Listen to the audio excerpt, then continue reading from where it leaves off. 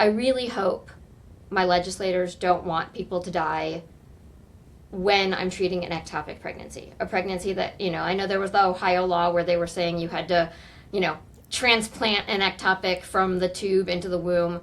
Which can't be done. That's impossible. Cannot be done. An ectopic is clearly life-threatening without any potential gain, right?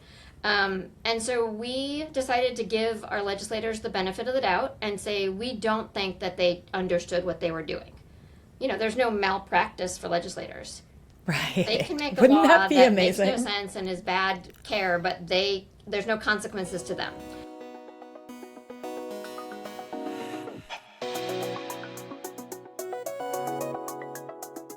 Hey everybody, it's Dr. Kristen Lyerly, and I am here with my dear friend and colleague from Knoxville, Tennessee, Dr. Nikki Zite. She practices complex family planning. That means that she helps people with birth control and abortion and all of those challenging reproductive tasks. And man, is she in a rough spot. Nikki, thank you for joining me today. Thank you for having me. Girl, what is happening in Tennessee? I have been hearing whispers about this legislation that's being floated that women who get an abortion would be charged for murder and the death penalty would be sought. Is that right? That is the rumor, and it has been, recorded and posted.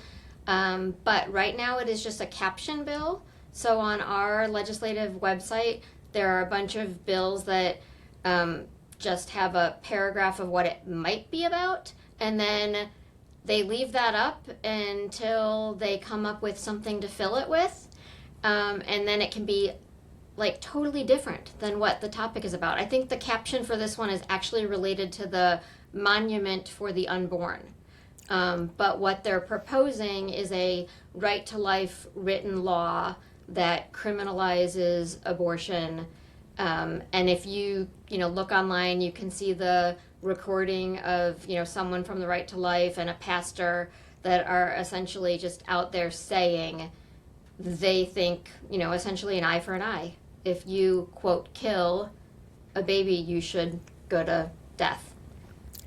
And that they're basically upset that they didn't quite believe that when someone is pregnant and does not want to be pregnant, they will go to the ends of the earth to literally end that pregnancy. And prior to Roe, that meant having back alley or illegal, unsafe abortions. Mm-hmm. After Dobbs, it meant getting medication abortion, right? And ideally, having safe options. They're mad about that. They literally, in this clip, say that it should be in the back alley because it's a crime.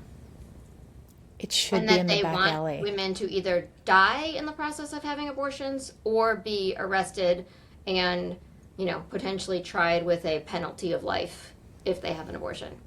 Nikki, this is insane. There's just so little empathy and understanding that pregnancy is not always planned or desired or safe. And it's such a privilege, right? These white men are the ones that are saying this. I don't even think it's empathy. It's humanity. This eye for an eye, this wanting to torture and kill people for making decisions about their reproductive lives and the trajectory that these decisions set the rest of their lives on and their families. We're not just talking about somebody who lives in a vacuum. We're talking about communities of people who are not only making a decision whether or not to continue a pregnancy, but whether or not to continue a pregnancy that maybe even threatens their own lives physically and socially. I haven't seen where this law comes on things like when the life is at risk, but we don't have a great history of that in Tennessee, right? Yes. Our trigger law, which was 2 pages, defined pregnancy as in the body and then had no exceptions. So for the first year of our abortion ban, we were practicing in a situation where by the letter of the law, treating an ectopic pregnancy, treating a molar pregnancy, treating a inevitable miscarriage were all felonies. And these are all pregnancies that not only will not survive, but all put the life of the person who is carrying the pregnancy in danger, not a little danger. They could very much potentially die. Yes. How do you practice in this environment? How do you personally practice in this environment where people are so afraid to seek care? Yeah. So while it completely is morally distressing and terrible to not be able to treat everyone that we feel, desires the care that they should be able to get, I feel in my particular setting, I have been, the least of the worst, affected. We really saw it coming, right? We knew the trigger law, and not that I'm a lawyer or understand laws, but it was only 2 pages and the word exception was nowhere in it. I had to learn a lot about affirmative defense, which essentially was, guilty until proven innocent. But it wasn't that hard to say, I really hope my legislators don't want people to die when I'm treating an ectopic pregnancy. A pregnancy that, I know there was the Ohio law where they were saying you had to, transplant an ectopic from the tube into the womb. Which can't be done. That's impossible. Cannot be done. An ectopic is clearly life-threatening without any potential gain, right? And so we decided to give our legislators the benefit of the doubt and say we don't think that they understood what they were doing. There's no malpractice for legislators. Right. They can make a Wouldn't law that be amazing? makes no sense and is bad care, but there's no consequences to them. But we, and by we I mean like myself, the high-risk OB doctors at my institution, we went and we got institutional support to practice what we believed was the intent of the law, which was still terrible, but not the letter of the law. So from the very beginning, we and then some of the other institutions across our state decided that we were going to treat ectopics. We were going to treat molar pregnancies. And then we were going to advocate for our law to be changed. And so at the first year mark, they did amend our law so that there were exceptions for miscarriage, pre-viable PPROM, ectopic pregnancy, and molar pregnancy. So you were able to band together with your colleagues and the support of the institution where you work because they recognize how impossible this is, right, so that you could treat conditions like someone whose water broke at 17 weeks and the pregnancy would be desperate, threatened, the mother's life would be at risk. We've heard this story so many times. Right. And we had the stuff from Texas, right? Because they were 6 months before us in all of these things, and they were already seeing these things. And we're really grateful for the folks that published. It was small, 28 patients, but a study that showed when you don't offer people who have these complications treatment, you have no benefit to the pregnancy and you have risk to the mom, the pregnant person. So we had that publication, we showed it to our hospital lawyers and our hospital executive team, and we said we have no intention of providing what we know our legislators meant, right? We weren't happy about it, but we were not going to treat fetal anomalies because that had come up numerous times and we had petitioned and tried to get that as an exception, and they were very clear about that. Fetal anomalies being things that would prevent the fetus from having a meaningful survival. Absolutely. Like anencephaly, not having a brain. So many things can happen that people Right. don't know about until they're in that situation. Yeah, and we tried to emphasize that to our legislators, and they were like, don't talk to me. I still believe it's a life. I still want to control the pregnant person and don't want to let the family dealing with that horrible scenario decide what is best for their family. We're just going to make them carry the pregnancy. Which is so much more dangerous. The number we quote is 14 times more dangerous to carry the pregnancy than to have an abortion in the first trimester. And we know that abnormal pregnancies have more risk than normal pregnancies. Yes, and I don't know if you saw this new data that came out, but there was a study that was done recently that showed that 14 is actually a gross underestimate, and they think it's more like 40 something.